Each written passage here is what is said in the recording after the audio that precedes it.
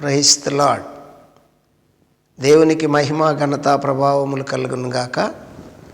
ప్రేమైన దేవుని బిడ్డలారా, దేవుడు మనల్ని ప్రేమించి ఈరోజు శనివారము దినాన్ని మనకి ఇచ్చాడు ప్రభువారు. ఈ శనివారము సిద్ధపాటు కూటము సాయంత్రం 7 గంటలకు ఖచ్చితంగా ఉంటుంది. యేసుక్రీస్తు రక్తములో కడగబడిన వారు, యేసుక్రీస్తు శరీరమును రక్తమును పుచ్చుకోవటానికి, బలలో చేయవేయటానికి సిద్ధపడే వారందరూ శనివారం సాయంత్రము వాక్యం వినాలని ప్రేమపూర్వకంగా మనవి చేస్తున్నాను. రండి ప్రియాదయ జన్మ, ఈ దినం కొరకు పరిశుద్ధాత్మదేవుడు సిద్ధపరిచిన వాక్యాన్ని చదువుకుందాం. 119వ కీర్తన 9వ చరణం 10వ చరణాన్ని చదువుకుందాం. యవనులు దేని చేత తన నడతను శుద్ధిపరచుకుందురు? నీ వాక్యమును బట్టి దానిని జాగ్రత్తగా చూచుకొనుట చేతనే కదా. నా పూర్ణ హృదయముతో నిన్ను వెతికియున్నాను, నన్ను నీ ఆజ్ఞలను విడిచి తిరగనివ్వకము.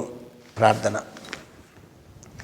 పరిశుద్ధుడు, ప్రేమ నమ్మకం కలిగిన దేవా యేసుక్రీస్తు ప్రభువా, హృదయపూర్వక కృతజ్ఞతాస్తుతులు చెల్లిస్తున్నాను.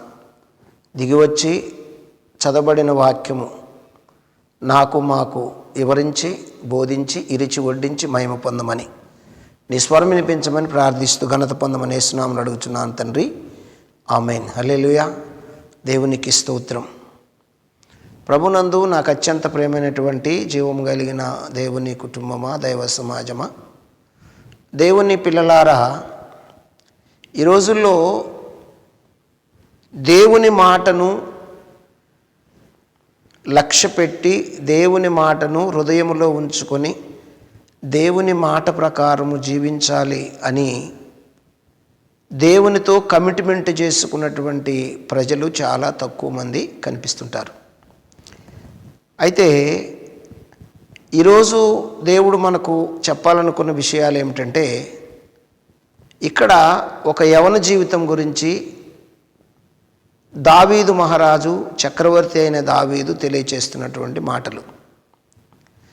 ఒక యవనుడు యవన జీవితాన్ని పవిత్రపరచుకోవాలన్నా, పరిశుద్ధపరచుకోవాలన్నా, క్రీస్తుకు ప్రీతికరంగా జీవించాలన్నా ఏమి చేయాలి అంటే, ఒకటే దేవుని వాక్యమును తన జీవితంలో జాగ్రత్తగా పరిశీలించి చదువుకొని ఆ వాక్యానుసారంగా జీవించాలని అక్కడ దేవుని దగ్గర కనిపెట్టుకొని ఉన్నాడు.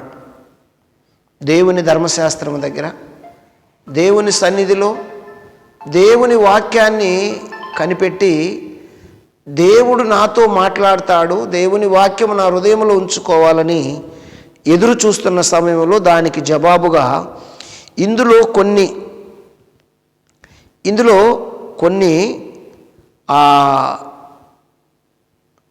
నూతనముగా కొన్ని మనకు అంశాలు మనకు కనబడుతూ ఉన్నటువంటి విషయాలు ఏమిటి? ఆ కనిపిస్తున్న విషయాలంటే, జీవితము యాగా శుద్ధి చేసుకునే ఆ సాధకము దేవుని వాక్యము వలన, ధ్యానము చేయటం వలన కలిగే ఆ భావము. దేవుని వాక్యాన్ని ధ్యానము చేస్తూ చదువుకుంటూ జాగ్రత్తగా చూసుకుంటూ మరి వాక్యాన్ని ధ్యానం చేస్తున్నప్పుడు ఏమి కలుగుతుంది అంటే పవిత్రత కలుగుతుంది. అందుకే అక్కడ మనం చదువుకున్న వాక్యంలో యవనులు దేని చేత తన నడతను శుద్ధి చేసుకుందురు అన్నాడు. యవనులు దేని చేత తన నడతను శుద్ధి చేసుకుందురు అంటూ, నీ వాక్యమును బట్టి, ఒకటి వాక్యమును బట్టి, ఆ వాక్యమును, నీ వాక్యమును బట్టి దానిని జాగ్రత్తగా చూసుకొనుట చేతనే కదా. నీ వాక్యమును జాగ్రత్తగా చూసుకోవాలి, నీ వాక్యమును జాగ్రత్తగా ధ్యానము చేయాలి, నీ వాక్యమును బాగుగా వినాలి, నీ వాక్యమును పరిశీలించుకోవాలి. ఆ వాక్యము హృదయములో ఉంచుకుంటూ, లేదంటే జాగ్రత్త చేసుకోవటం బట్టి యవనులు తన హృదయాన్ని శుద్ధి చేసుకుంటారు, పవిత్రులుగా ఉంటారు, పరిశుద్ధంగా ఉంటారని. యవనులే కాదు, అందరూ వాక్యం ఉంటేనే మన జీవితాలకు పరిపూర్ణత, పరిశుద్ధత అనేది కీర్తనకారుడు నేర్పిస్తున్నటువంటి మాటలు. అలాగే చేసేందుకు దేవుని కృపను, బలాన్ని వెతుకుతూ ఉండడం వల్లనే కదా అంటాడు. దేవుని కృపను, బలాన్ని ఎదుగుతూ ఉండడం వల్లనే కదా అంటాడు. చూడండి, నా పూర్ణ హృదయముతో నిన్ను వెతికి ఉన్నాను, నన్ను నీ ఆజ్ఞలను విడిచి తిరగనీయకుమో.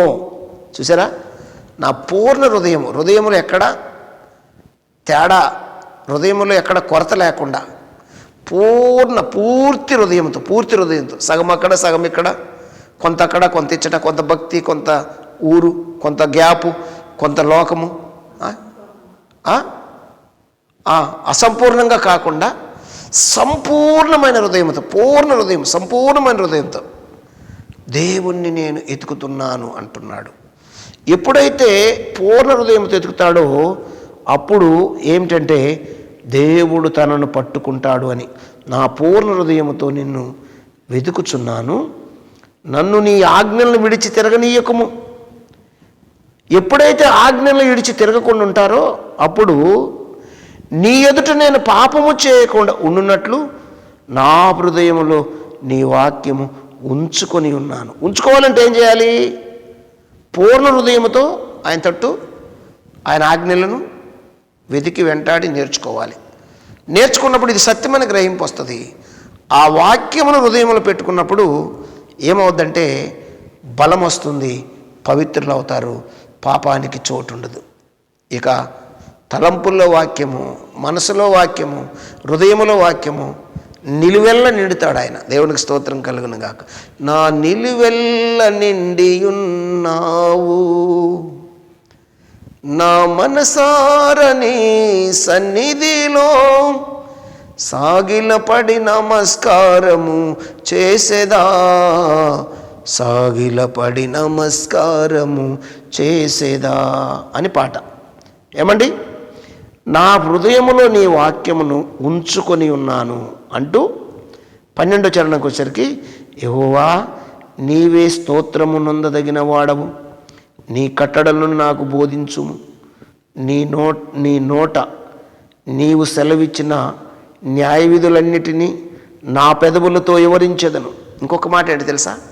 హృదయంలో ఉన్న వాక్యం వివరించాలి, హృదయంలో ఉన్న వాక్యం బోధించాలి, హృదయంలో ఉన్న వాక్యము అనేకులకు ప్రకటించాలి, అనేకులకు సాక్ష్యం ఇవ్వాలి.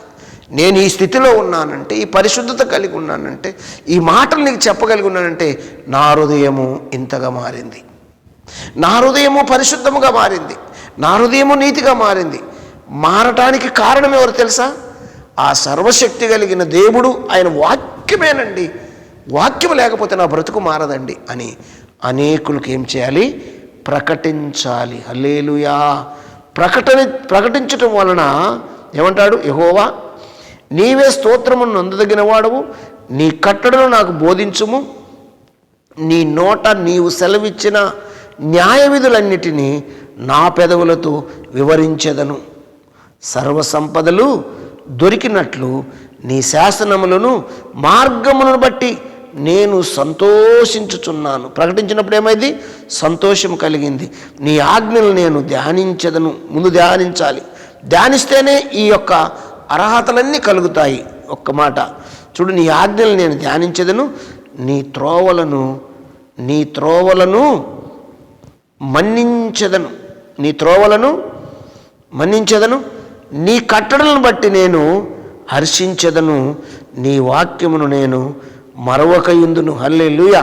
దేవుని వాక్యం మర్చిపోకుండా, దేవుని వాక్యం హృదయంలో పెట్టుకొని, దేవుని వాక్యం ప్రకటిస్తూ పరిశుద్ధంగా జీవించి దేవునికి ప్రీతికరమైన జీవితం జీవించాలని పరిశుద్ధాత్మ దేవుడు కోరుకుంటున్నాడు. కనుక ప్రతి ఒక్కరూ చేయవలసిన పని ఏంటంటే ధర్మశాస్త్రము ధ్యానించాలి, వాక్యం ధ్యానించాలి, వాక్యం హృదయాన్ని పెట్టుకోవాలి, పాపాన్ని జయించాలి, పవిత్రులు కావాలి, పరిశుద్ధులు కావాలి. ఆ పరిశుద్ధత అయినటువంటి సాక్ష్యం అనేకులకు చెప్పాలి, వాక్యం వివరించాలి, స్వార్థ ప్రకటించాలి, అనేకులను దేవుని వైపుకు తిప్పాలి. తిప్పినప్పుడే నీకు జయ జీవితం వస్తుంది. నీవు దేవునికి వారసుడు అవుతావు, హక్కుదారుడు అవుతావు, హక్కుదారురాలు అవుతావు.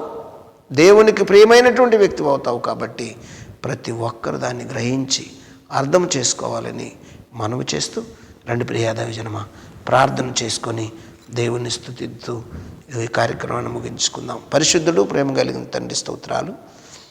ఈ ఇత్తబడిన వాక్యం ఫలింపచేసి అందరి హృదయాల్లో భద్రపరిచి, వాక్యం ధ్యానించడానికి, పవిత్రులు కావటానికి, వాక్యం ప్రకటించడానికి, నీతిమంతులు కావటానికి, నీ యందు భయభక్తులు కలిగి జీవించటానికి, నీ ఎదుట పాపము చేయకుండా అంటే నీ వాక్యం హృదయంలో పెట్టుకోవటానికి బిడ్డలందరి మీద మీ ఆత్మను కుమరించి గ్రహింపు దయచేసి భయం పొందమని, ఘనత పొందమని, దిన దీవెన దిన రక్షణ దయచేయమని మనం పాసనకు చేర్చుకోమని యేసు నామములో స్తుతించి ప్రార్థిస్తున్నాను తండ్రి. ఆమేన్. God bless you. దేవుడి ముందు దీవించును గాక.